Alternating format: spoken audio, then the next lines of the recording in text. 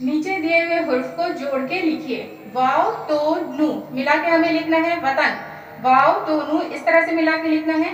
यहाँ देखिए ये बड़ी शीन है, शीन अलीफ और खे मिलाना है।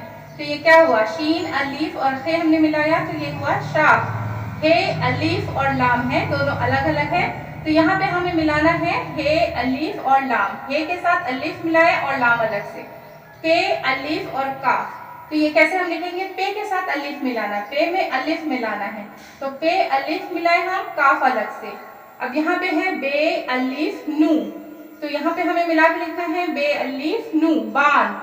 खे अलिफ और काफ है, ये छोटी काफ है, तो खे के साथ हमने अलिफ मिलाया और ये काफ अलग से। तो ये क्या हुआ, खाक। नू वाव टे, नू के साथ वाव इस तरह से मिलाया गया और ये टे अलग से। तो ये क्या हुआ, नोट। जीम अलीफ लाम जाल। जीम वाव रे, बड़ी रे है, इस पर छोटा सा तो होगा। जीम वाव रे मिला के क्या हुआ, जोड़। शीन वाव रे मिला के क्या हुआ, शोर।